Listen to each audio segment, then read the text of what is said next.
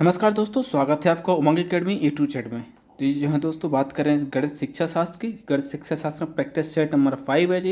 इसमें अपन देख रहे थे पिछले साल में पूछे गए प्रश्न किस प्रकार से क्वेश्चन पूछे गए हैं, वो किस प्रकार से आपको उसको हल करना है। और गणित का पाठ्यक्रम में स्थान क्या है, इस टॉपिक के जो भी क्वेश्चन अभी तक पूछे गए हैं परीक्षा में वो जो भी पूछे जा सकते हैं वो सब इसमें हल करने के तरीके बताऊँगा। कौन कौन से क्वेश्चन पूछे गए हैं, किस प्रकार से पूछे गए हैं, वो सब इसमें देखेंगे। ठीक है, तो आप सभी से रिक्वेस्ट है कि वीडियो में अंत तक बने रहिए। यदि आपने चैनल को सब्सक्राइब नहीं किया तो सब्सक्राइब कर सकते हैं, साथ ही साथ उसको बेल आइकन में प्रेस कर लें। और यदि किसी भी अन्य तरह के वीडियो आपको चाहिए, सब्जेक्ट वाइज टॉपिक वाइज आपको चाहिए, तो प्लेलिस्ट में लिंक मिल जाएगी, डिस्क्रिप्शन बॉक्स में लिंक मिल जाएगी प्लेलिस्ट की, तो वहाँ से जाकर के आप देख सकते हैं। चलिए देखते हैं क्वेश्चन किस प्रकार से पूछे गए हैं। कक्षा 3 में गुणन की इकाई में अनुमोदित मूल संकल्पना है 2 अंकीय संख्या को 2 अंकीय संख्या से गुणा करना, गुणन के गुणधर्म क्रम गुण और समूह गुणा, या फिर गुणन पर आधारित शब्द समस्या 3 अंकीय संख्याओं को 10 से गुणा करना। तो इसका सही जवाब क्या होगा? इसका सही जवाब होगा दूसरा, गुण के गुणधर्म क्रम जो क्रय है गुणा और जो उसका जो गुणन का जो समूह है उस पर आधारित किस प्रकार से प्रक्रियाएं की जाती हैं, इसका सही जवाब होगा दूसरा। ठीक है, नेक्स्ट क्वेश्चन दिया हुआ है, राष्ट्रीय पाठ्यचर्या की रूपरेखा 2005 में निम्नलिखित गणित की लंबी आकृति संकेत करती है। लंबी आकृति क्या संकेत करती है? चुनौतीपूर्ण समस्याओं को हल करना, गणित के खेलों का सृजन करना, या फिर हस्त सिद्ध अनुभव प्रदान करना, एक संकल्पना पर दूसरी संकल्पना बनाना। तो इसका सही जवाब कौन सा है? चौथा, एक संकल्पना पर दूसरी संकल्पना बनाना गणित की लंबी आकृति की ओर संकेत करती है।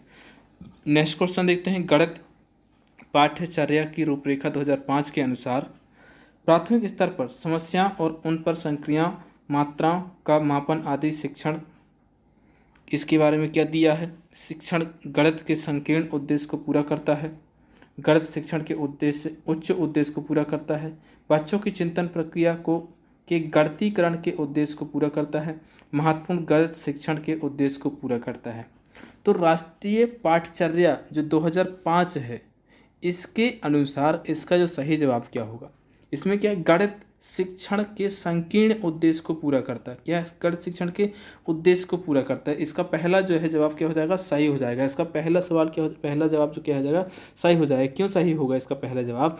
क्योंकि कभी भी आपको यदि कोई सा ही विषय पढ़ाना है, यदि उसका मापन मात्रा और मापन के लिए पढ़ा रहे हैं कि उसने कितना अंक अर्जित किया है, कितना उसने पूर्ण किया है, तो वो एक संकीर्ण उद्देश्य हो जाएगा। इसका बहुउद्देश्य होता है। तो इसका सही जवाब कौन सा होगा? गणित शिक्षण के संकीर्ण उद्देश्य, यदि मात्रा और मापन की बात हो रही तब। ठीक है, तो इसका सही जवाब पहला हो जाएगा। नेक्स्ट क्वेश्चन देखें, एक बच्चा मानसिक रूप से 27 + 38 को 65 के रूप में परिकलित करता है। जब उससे योग करने के अपने तरीके के बारे में व्याख्या करने के लिए कहा गया तो उसने प्रतिक्रिया के रूप में कहा कि 38 40 के नज़दीक है, इसलिए 27 + 40 67 है, तो मैंने 65 को प्राप्त करने के लिए 2 घटा दिया। यानी कि उसने 38 को 40 बना दिया और इसके बाद में 40 में जोड़ना, 40 में यदि 27 जोड़ेंगे, 27 + 40 आसानी से जोड़ पाएंगे क्योंकि यहाँ पर 7 का 7 आ जाएगा, 4 और 2 6 हो जाएगा। ठीक है, 67 बना दिया। अब इसमें से इसने 2 बढ़ाया तो जो 2 जोड़ दिया तो आंसर कितना आएगा? 65 आ गया उसका। ठीक है, तो ये किस प्रकार से किस युक्ति के कारण उसने किया है ऐसा। तो इसके लिए सही जवाब क्या होगा? प्रत्यक्ष प्रतिरूपण, या फिर पुनर्समूहीकरण, या फिर प्रतिकारी, या फिर समृद्धि कारक। तो इसका सही जवाब क्या है? प्रतिकारी विधि के या फिर प्रतिकारी युक्ति जो है उसने उपयोग की है। तो इसका सही जवाब तीसरा हो जाएगा। नेक्स्ट क्वेश्चन देखते हैं, निम्नलिखित में से कौन सा प्राथमिक स्तर पर गणित शिक्षण की पाठ्यचर्या अपेक्षाओं के साथ मेल नहीं खाता? मतलब जो प्राथमिक स्तर की पाठ्यचर्या है उसकी अपेक्षा जो है, जो भी उसका नियम है, जो भी उसका क्राइटेरिया है उससे मेल नहीं खाता है। क्वेश्चन को देखिए क्या है? मेल नहीं खाता है। भिन्न को पूर्ण के अंशों के रूप में प्रदर्शित करना तथा सरल भिन्नों को व्यवस्थित करना, वर्गीकृत आंकड़ों के निरूपण का विश्लेषण करना तथा निष्कर्ष निकालना, दैनिक जीवन की तार्किक कार्य प्रणाली तथा गणितीय सोच के बीच संयोजन का विकास, या फिर मानक परिगणन प्रणाली से संख्या संबंधी संख्या के करने में भाषा और प्रतीक चिन्हों का विकास करना। तो इसमें क्या दिया है कि इसका जो सही जवाब होगा, क्या जवाब होगा? पहला क्वेश्चन एक बार अच्छे से देख लीजिए। क्या है? प्राथमिक स्तर पर जो गणित होती है, प्राथमिक स्तर पर जो गणित है उसकी जो अपेक्षाएं हैं पाठ्यचर्या की, उसके साथ मेल नहीं खाता है। क्या है? मेल नहीं खाता है। तो इसका सही जवाब क्या होना चाहिए? तो इसका जो सही जवाब होगा वो होगा आपका दूसरा। वर्गीकृत आंकड़ों के निरूपण का विश्लेषण करना तथा निष्कर्ष निकालना। स्पष्टली निष्कर्ष निकालने के लिए बहुत ज़्यादा नहीं होता है, जैसे कि अभी इसके पहले वाले क्वेश्चन में देखा था कि मापन मतलब मात्रात्मक मापन जो होता है, इससे क्या हो जाता है, जो भी पाठ्यक्रम होता है, पाठचर्या होती है, जो भी शिक्षण होता है वो एक लिमिटेड हो जाता है, संकीर्ण हो जाता है। तो इसलिए इसका जो सही मेल नहीं खा रहा वो कौन सा, दूसरा है। अगला क्वेश्चन है, राष्ट्रीय पाठ्यचर्या रूपरेखा 2005 के अनुसार विद्यालय में गणित शिक्षण का संकीर्ण उद्देश्य है। देखो संकीर्ण उद्देश्य आ गया यहाँ पर। संकीर्ण उद्देश्य क्या है? रेखिक बीजगणित से संबंधित दैनिक जीवन की समस्याओं की शिक्षा, संख्यात्मक कौशलों का विकास, बीजगणित पढ़ाना या फिर परिकलन और मापन पढ़ाना। तो यहाँ पर आपको देखना है संख्यात्मक कौशल जो है इसका सही हो जाए, संख्यात्मक कौशल विकास। क्या सिर्फ गणित आप सिर्फ इसलिए पढ़ाते हैं ताकि संख्यात्मक कौशल का विकास कर सके? जी नहीं, इसका संख्यात्मक विकास के साथ साथ वो दैनिक जीवन से संबंधित है, उसकी परिकल्पना करना चाहिए, उसका मापन करना, उसकी बीजगणित में तो हर एक प्रकार की व्यवहारिक ज्ञान भी दिया जाता है। तो इसका सही जवाब कौन सा है? दूसरा, संकीर्ण उद्देश्य जो है उसका दूसरा सही हो जाएगा। नेक्स्ट क्वेश्चन देखते हैं, राष्ट्रीय पाठ्यचर्या रूपरेखा 2005 सिफारिश करता है कि प्राथमिक स्तर पर गणित की शिक्षा का केंद्र होना चाहिए। क्या होना चाहिए? उच्चतर गणित के लिए तैयार करना, गणित के अमूर्त विचार बनाना, अमूर्त विचार जानना, कक्ष में की गई पढ़ाई को विद्यार्थियों के दैनिक जीवन जिंदगी से जोड़ने में सहायता करना, विद्यार्थियों को गणित की शिक्षा में अंतर्राष्ट्रीय मानदंड अर्जित करने में सहायता करना। तो ना तो आपको तैयारी कराना है, उच्च कक्षा के लिए तैयारी नहीं कराना है, आपको अमूर्त विचार नहीं जानना है। इसमें सही जवाब क्या है? तीसरा। इसका सही जवाब जो होगा वो होगा क्या है? तीसरा इसका सही जवाब हो जाएगा। कक्षा कक्ष की पढ़ाई को विद्यार्थी के दैनिक जीवन से जोड़ना बहुत ज़रूरी हो जाता है। तो इसीलिए इसका जो हो मुख्य रूप से सही जवाब कौन सा? तीसरा इसका सही जवाब है।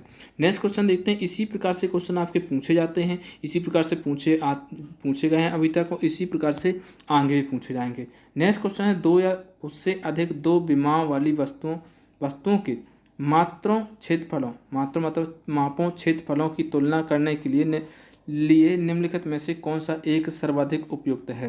यानी कि दो विमाएं वाली जो आकृति होती है 2D आकृति, उनकी जो क्षेत्रफलों का यदि आपको मापन करना है, उसकी मापों का तुलना करना है, तो सबसे उपयुक्त क्या होगा? अप्रमाणिक इकाइयों का प्रयोग करना, आकलन करना, या फिर प्रेक्षण करना, या फिर अध्यारोपण करना। तो इसका सही जवाब क्या है? प्रक्षेपण करना। प्रक्षेपण के माध्यम से आप उसकी जो भी क्षेत्रफल होगा, जो एरिया होगा, उसकी तुलना आप आसानी से कर पाएंगे। ठीक है। नेक्स्ट क्वेश्चन देखिए, गणित में निम्न में से कौन सा कथन सही है? निम्न में से कौन सा कथन सही है? तो कौन सा कथन सही है इसमें? एक क्या है दिया है? संख्या 9 के बाद शून्य का परिचय दिया जाना चाहिए। स्थानीय मान सिखाते समय शून्य का परिचय दिया जाना चाहिए। पढ़ाई जाने वाली प्रथम संख्या शून्य होनी चाहिए। या फिर बच्चों में संख्या ज्ञान विकसित करने के बाद शून्य का परिचय दिया जाना चाहिए। तो कौन सा कथन सही है? चौथा, बच्चों में संख्या ज्ञान विकसित होने के बाद शून्य का परिचय दिया जाना चाहिए। इसका सही जवाब हो जाएगा। नेक्स्ट क्वेश्चन दिया हो, राष्ट्रीय पाठ्यचर्या रूपरेखा NCF वर्ष 2005 के अनुसार प्राथमिक विद्यालयों में गणित पढ़ाने का मुख्य उद्देश्य निम्नलिखित में से कौन सा नहीं है? क्या है? नहीं है। ये याद रखिए, क्या है? नहीं है। बच्चों की सोच विचार प्रक्रिया को गणितीय रूप देना, बच्चे के संदर्भ में गणित का वर्णन करना, समस्या समाधान के कौशल को बढ़ाना, गणित में उच्चतर पढ़ाई की तैयारी कराना। तो क्या उद्देश्य नहीं है? मुख्य रूप से प्राथमिक स्तर पर जो गणित पढ़ाया जाता है उसका क्या उद्देश्य नहीं है? वो क्या है? पढ़ाई, उच्चतर पढ़ाई के लिए इसका किसी प्रकार से तैयारी कराने का कोई उद्देश्य नहीं है। सिर्फ उसका जो कौशल है उसको विकसित करना है, गणित संदर्भ के उसका वर्णन करना है, सोच विचार की प्रक्रिया को गणितीय रूप देना है, या फिर दैनिक जीवन से जोड़ना है। तो इसका सही जवाब कौन सा होगा? चौथा इसका सही जवाब हो जाएगा। क्या उद्देश्य नहीं है पूछा है, इसलिए इसका जवाब क्या है? चौथा हो जाएगा। नेक्स्ट क्वेश्चन देखते हैं। नेक्स्ट, राष्ट्रीय पाठ्यचर्या रूपरेखा NCF 2005 के अनुसार प्राथमिक स्तर पर गणित शिक्षण का उद्देश्य निम्नलिखित में से कौन सा नहीं? एक और क्वेश्चन देखो, बिल्कुल सेम टू सेम है, सिर्फ ऑप्शन चेंज कर दिए। ठीक है। इसमें भी क्या पूछा गया है? इसका उद्देश्य नहीं है। क्या उद्देश्य नहीं है? तो कक्षा में उच्चतर और अमूर्त पढ़ाई की तैयारी करना, बच्चों को बच्चे की जिंदगी के अनुभवों का भाग बनाना, समस्या समाधान और समस्या प्रस्तुत करने के कौशल को प्रोत्साहित करना, तर्क संगत विचारों को प्रोत्साहित करना। तो चौथा, तीसरा, दूसरा, ये क्या है? उद्देश्य है प्राथमिक स्तर पर। जो पहला उद्देश्य है वो क्या है? नहीं है। तो इसमें पूछा गया क्या है? नहीं है। यह उच्चतर पढ़ाई और अमूर्त पढ़ाई के लिए तैयार करना नहीं है इसका उद्देश्य। ठीक है। जो प्राथमिक स्तर की पाठ्य पुस्तक होती है या फिर जो भी प्राथमिक स्तर पर पढ़ाया जाता है। नेक्स्ट क्वेश्चन देखते हैं। कक्षा 4 के अधिकतर शिक्षार्थी सोचते हैं कि दो संख्याओं के गुणन से प्राप्त संख्या सदैव दोनों संख्याओं से बड़ी होती है। आप यह कैसे प्रदर्शित करेंगे कि यह सदैव सत्य नहीं होता। ठीक है, तो इसके लिए ऑप्शन देखते हैं। दो संख्याओं के बार बार योग के द्वारा प्रदर्शित करके, या फिर दो दशमलव संख्याओं के गुणन की फलन विधि को प्रदर्शित करके, या फिर ग्रेड पेपर पर दशमलव संख्याओं के गुणन को प्रदर्शित करके, या फिर एक पूर्ण संख्या और एक भिन्न की गुणन की फलन विधि को संख्या रेखा पर प्रदर्शित करके। तो इसका सही जवाब क्या होगा? जब भी इस प्रकार से क्वेश्चन पूछा जाएगा आपसे कि इस प्रकार से जो क्वेश्चन पूछा गया है, तो इसका सही जवाब क्या होगा? इसका सही जवाब होगा तीसरा। ग्रेड पेपर पर दो दशमलव संख्याओं के गुणन को प्रदर्शित करके आप अच्छी तरीके से इस छात्र को समझा सकते हैं, वो उसमें समझेंगे। नेक्स्ट क्वेश्चन देखें। पाठ्यक्रम निर्माण का सिद्धांत निम्न में से कौन सा है? पाठ्यक्रम जो निर्माण करते हैं उसका क्या सिद्धांत होता है? विभिन्न विषयों से सह संबंध, अग्रदर्शी, अवकाश का सदुपयोग, या फिर उपयुक्त सभी। तो जो भी आप पाठ्यक्रम निर्माण करते हो उसका सही जो निर्माण होता है, जो भी पाठ्यक्रम निर्माण करते हो उसमें होता है कि एक दूसरे विषय से संबंध हो, सहसंबंध हो। अग्रदर्शी मतलब आगे की सोच रखने वाला हो। अवकाश का सदुपयोग मतलब जो भी अवकाश होता है उसका सही से इस्तेमाल किया जा सकता है। तो उपरोक्त सभी इसका क्या हो जाएगा? सही जवाब हो जाएगा। नेक्स्ट क्वेश्चन देखते हैं। नेक्स्ट क्वेश्चन है, गणित शिक्षण के माध्यम से बच्चों में निम्न में से किस भावना पर नियंत्रण रखने का कौशल विकसित हो जाता है? तर्क शक्ति, आत्मविश्वास, या विचार शक्ति, या फिर उपरोक्त सभी। तो ये सभी जो है इसका जवाब हो जाएगा चौथा। नेक्स्ट क्वेश्चन देखते हैं। निम्नलिखित में से कौन सा विषय विज्ञान विषयों के आधार विषय के रूप में माना जाता है? हिंदी, अंग्रेजी, गणित, या फिर सामाजिक विज्ञान। तो क्या है? गणित विषय जो है विज्ञान विषयों के आधार विषय के रूप में माना जाता है। यानी कि गणित एक ऐसा विषय है जो कि हर एक विषय में उपयोग किया जाता है, हर एक जगह उसका यूज होता है। तो इस प्रकार के क्वेश्चन बहुत ज़्यादा पूछे जा सकते हैं, आपके एमपीटेट में देख सकते हैं। अमूर्त एवं संगत संरचनाओं के अध्ययन का विषय निम्न में से किस विषय को कहा जाता है? अमूर्त एवं संगत संरचनाओं के अध्ययन। अमूर्त मतलब आप जानते हैं कि जो चीज़ उपलब्ध नहीं है। ठीक है, हिंदी, सामाजिक विज्ञान, कला, या फिर गणित है। तो इसका सही जवाब क्या है? गणित है। गणित में जो होता है, जो भी संगत संरचनाएं होती हैं या फिर जो भी अमूर्त होता है, इसका अध्ययन किया जाता है। तो इसका सही जवाब हो जाएगा चौथा। नेक्स्ट क्वेश्चन देखिए। गणित का पाठ्यक्रम में स्थान इसलिए महत्वपूर्ण है क्योंकि यह है भौतिक विज्ञान के अध्ययन में, रसायन विज्ञान के अध्ययन में, या फिर सांख्यिकी के अध्ययन में, या फिर उपरोक्त सभी। तो ये किस में सहायक है, इसलिए इसका महत्वपूर्ण स्थान है? ये सभी। यह भौतिक विज्ञान के अध्ययन में भी सहायक है, रसायन विज्ञान में भी सहायक है, सांख्यिकीय विज्ञान में भी सहायक है, जो भी विज्ञान है हर एक विज्ञान में सहायक है। इसलिए इसका मुझे ऑप्शन जो है चौथा सही हो जाएगा। नेक्स्ट क्वेश्चन है, गणित पाठ्य पुस्तक की सामग्री का विकास किस रूप से होना चाहिए? अभ्यास रूप से, तर्कसंगत रूप से, समस्याओं के रूप में, या फिर आधुनिक गणित के रूप में। तो जो भी आपकी गणित की जो सामग्री होती है उसका विकास किस प्रकार से होना चाहिए? उसका जो विकास होना चाहिए वो होना चाहिए तर्क संगत रूप से, इसका विकास होना चाहिए। दूसरा ऑप्शन क्या हो जाएगा इसका सही? गणित के बारे में जो भी ऑप्शन होंगे, यदि या तो उपरोक्त सभी होंगे या फिर ज़्यादातर तर्क शक्ति, विचार शक्ति से, या फिर अबोध से रिलेटेड जो भी ऑप्शन होते हैं वो ज़्यादातर सही रहते हैं ऑप्शन। तो इस प्रकार से भी आप देख सकते हैं। नेक्स्ट क्वेश्चन है, माध्यमिक स्तर के बाद गणित की कौन कौन सी शाखाएं पाठ्यक्रम में शामिल हो जाती हैं? माध्यमिक स्तर के बाद। कब? माध्यमिक स्तर के बाद। अंकगणित, बीजगणित, ज्यामिति, बीजगणित, त्रिकोणमिति, आंकलन, अवकलन, समांकलन, या फिर बीजगणित, अंकगणित, त्रिकोणमिति और सांख्यिकी। तो माध्यमिक स्तर के बाद कौन कौन सी जो है विषय शामिल हो जाते हैं? तो वो है आपका जो अंकगणित होता है ये शामिल होता है, बीजगणित शामिल होता है और ज्यामिति शामिल होता है। तो पहला ऑप्शन क्या हो जाएगा? सही हो जाएगा। नेक्स्ट क्वेश्चन है और लास्ट क्वेश्चन है, इस प्रैक्टिस सेट का लास्ट क्वेश्चन है, और इस क्वेश्चन का जो है आपको कमेंट बॉक्स से कमेंट करके बताना होगा क्या होगा इसका सही जवाब। ठीक है, विद्यालय पाठ्यक्रम में गणित का महत्व है।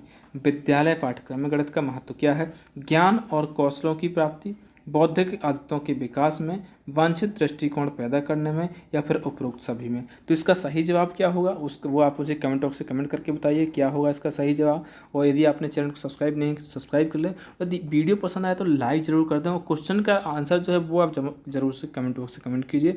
और किसी अन्य विषय की वीडियो देखने के लिए डिस्क्रिप्शन बॉक्स में प्लेलिस्ट की लिंक मिल जाएगी, तो वहाँ से जा करके आप देख सकते हैं जिस भी विषय का आपको वीडियो देखना है। मिलते एक नए वीडियो में, तब तक के लिए नमस्कार।